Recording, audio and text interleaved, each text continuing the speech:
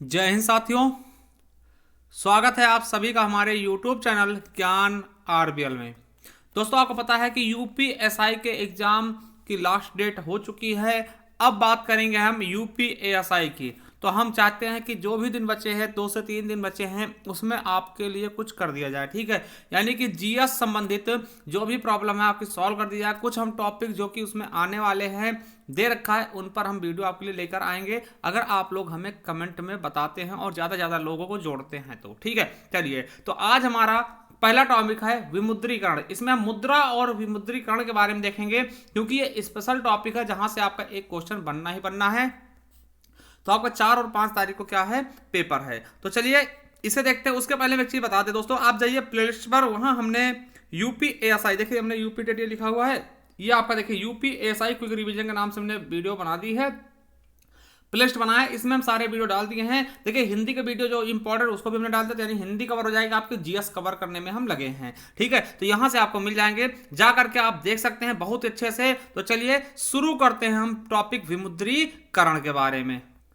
तो दोस्तों देखिए, ये स्पेशली दोस्तों उत्तर प्रदेश पुलिस उप निरीक्षक गोपनीय लेखा और लिपिक पद के लिए, यानी यूपीएएसआई में, ठीक है, विमुद्रीकरण यानी डिमोनेटाइजेशन। ठीक है, चलिए इसके बारे में बात। देखिए इसका साफ सा मतलब क्या होता कि भैया, मतलब कि जो चली हुई मुद्रा दोस्तों उनको बंद कर देना। ठीक है, समझिए जब काला धन बढ़ जाता है और अर्थव्यवस्था के लिए खतरा बन जाता है, तो इसे दूर करने के लिए विमुद्रीकरण की नीति अपनाई जाती है। एक चीज और बता दें कि इसके अंतर्गत सरकार क्या करती है, पुरानी मुद्रा को समाप्त कर देगी या चलन से बाहर कर देती है और नई मुद्रा को लागू कर देती है, या फिर पुरानी मुद्रा को ही बंद करना ही हम क्या कर सकते हैं, उसको विमुद्रीकरण कह देते हैं। ठीक है, देखिए इसके कदम से क्या फायदे हो सकते हैं। तो भैया कहीं ना कहीं जो नकली नोट होते हैं दोस्तों उनकी संख्या में गिरावट आएगी, क्योंकि आपको पता है, जैसे मान लिया कि 500 के नकली नोट बहुत सारे मार्केट में घूम रहे हैं, अगर हम 500 का नोट ही बंद कर दें तो वो नकली नोट स्वतः ही समाप्त हो जाएंगे।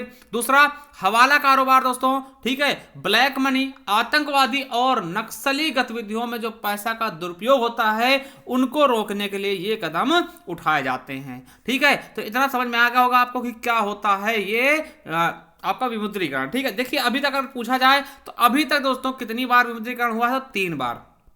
ठीक है, अगर देखिए क्वेश्चन कैसे पूछेगा, कुल कितनी बार भारत में हो, 3 बार। अगर पूछ ले कि भैया स्वतंत्रता के बाद कितनी बार हुआ, तो केवल 2 बार बताएंगे, क्योंकि दोस्तों एक बार स्वतंत्रता के पहले यानी अंग्रेजों द्वारा किया गया था। ठीक है, तो चलिए देखते हैं। देखिए एक समय था 1946 का, ठीक है, जब अंग्रेजों द्वारा दोस्तों 1000 और 10,000 के नोटों को बंद किया गया था। याद रखेंगे, पहली बार विमुद्रीकरण कब होता है, तो 1946 में।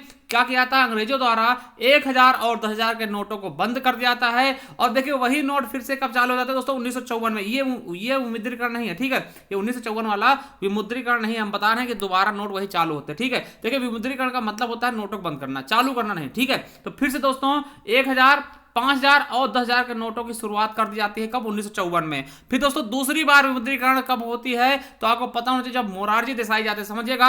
और ये स्वतंत्र भारत की पहली विमुद्रीकरण है, ठीक, इसके द्वारा। तो पीएम मोरारजी देसाई जी के समय पर दोस्तों 1000, 5,000 और 10,000 के नोटों को दोस्तों चलन से बंद कर दिया गया, यानी दूसरी बार विमुद्रीकरण देखिए 46 में पहला, और दूसरा 78 में हुआ था। ठीक है, और दोस्तों तीसरा हम लोगों के सामने हुआ है, जिससे हमें अभी तक याद है। ठीक है, कब, 8 नवंबर 2016। दोस्तों ये क्वेश्चन पिछली बार पूछा गया था, तो इसको याद रखिएगा, 8 नवंबर 2016। ठीक है, देखिए 8 दूनी 16, ठीक है, 8 दूनी 16, इस तरह से रखेंगे, 8 नवंबर 2016। कब दोस्तों, 8 बजे। कब, 8 बजे रात्र में दोस्तों नरेंद्र मोदी जी द्वारा टीवी पर राष्ट्र को संबोधित करते हुए बताया भैया कि हम 500 और 1000 के नोटों को बंद कर रहे हैं, यानी कि तीसरी बार। ठीक है, भारत में तीसरी बार विमुद्रीकरण की घोषणा की गई, किसके द्वारा, प्रधानमंत्री नरेंद्र मोदी जी द्वारा। ठीक है, तो एक बार दोबारा देख ले कब कब हुआ, तो 1946, 1978 और 16। 46, 78, 16, क्या, 46, 78, 16, याद रखेंगे, बहुत इंपॉर्टेंट। और स्वतंत्र भारत में केवल और केवल 2 बार, मोरारजी देसाई के समय में 1978 में, और नरेंद्र मोदी जी के समय में 2016 में। ठीक है, और आपको बता दें कि भारत की जो नोटबंदी थी दोस्तों, इससे प्रभावित होकर ऑस्ट्रेलिया और वेनेजुएला में भी विमुद्रीकरण का फैसला लिया था। तो ये विमुद्रीकरण हो गया दोस्तों। अब नोट के बारे में थोड़ा सा देख लें, इंपॉर्टेंट है, याद रखेंगे, यहां से क्वेश्चन आपके हर एक एग्जाम में बन ही जाते हैं। ठीक है, 21 नोट पर किसका चित्र है, ठीक है।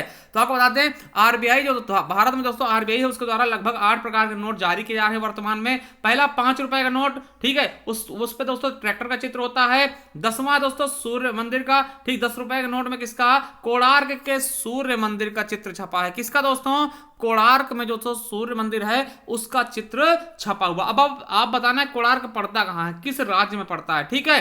20 में दोस्तों एलोरा की गुफा का है और 50 रुपए के नोट में दोस्तों हम्पी का है, ठीक है। और 100 रुपए के नोट में रानी का बाव है दोस्तों, ठीक, क्या है, रानी का बाव। और दोस्तों 200 की नोट में सांची का स्तूप है। और वही बात करते 500 रुपए की नोट में क्या है, तो लाल किला, क्या, लाल किला। और 2000 की नोट में मंगलयान है, क्या है दोस्तों, मंगलयान, ठीक है। मंगलयान आपको पता है कि पहली बार में हम मंगल पे पहुंचे थे, तो उसके खुशी में दोस्तों 2000 के नोट में मंगलयान को छापा गया, ठीक है। और आपको बता दें कि दोस्तों इस सब में दोस्तों किसका, गांधी जी के चश्मा का भी लोगो लगा हुआ, स्वच्छ भारत वाला ना, तो ये भी आपको पता होगा, ऐसे करके था ना, तो वो भी छपा हुआ है। और आपको बता दें ये सबसे इंपॉर्टेंट क्या है कि एक नोट पर दोस्तों, एक नोट पर रुपए के शब्दों में दोस्तों 17 भाषाओं में लिखा था। रुपए दोस्तों जो लिखा होता है 10 रुपए के नोट पर 10 रुपए कितने भाषाओं में होता है, 17 भाषाओं में छपा हुआ होता है। कितने, 17 भाषाओं में। एक चीज और याद रखेंगे दोस्तों, समस्त प्रकार के सिक्के होते हैं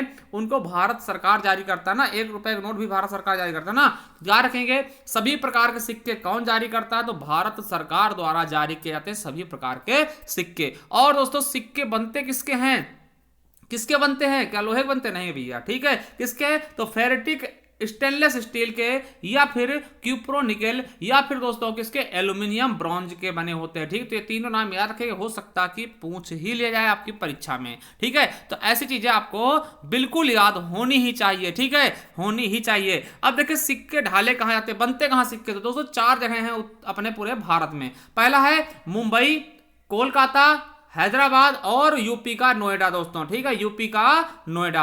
अब देखिए आपको बता दें कि 4 जगह सिक्के ढाले जाते हैं, जिनमें से दोस्तों मुंबई और कोलकाता में दोस्तों पदक भी ढाले जाते हैं, जो कि आपको पता होगा, जैसे भारत रत्न हो गया, पद्म श्री हो गया, है ना, और पद्म विभूषण हो गया, इस तरह के पदक भी दोस्तों ढाले जाते हैं। कहां पर, मुंबई और कोलकाता में। इसके अलावा सिक्के तो ढाले ही जाते हैं, ठीक है।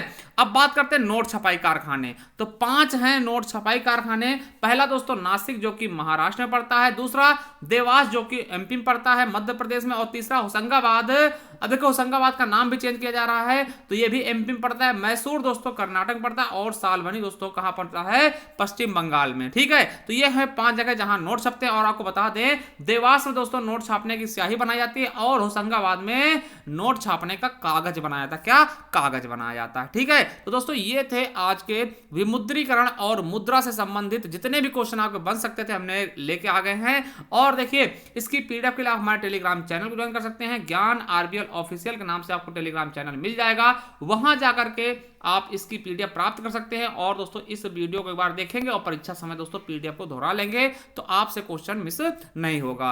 और एक चीज और दोस्तों, ज्यादा लोग जोड़िए जिससे हम आपके एएसआई के लिए और अधिक से अधिक मेहनत कर सके। और जाइए प्ले स्टोर पर, दोबारा हम बताते रहें कि आपको मिल जाएगा प्ले स्टोर यूपीएएसआई क्विक रिवीजन के नाम से, वहां पे हमने पूरी हिंदी पढ़ा दी है, उसकी पीडीएफ, उसकी पढ़े होंगे वीडियो।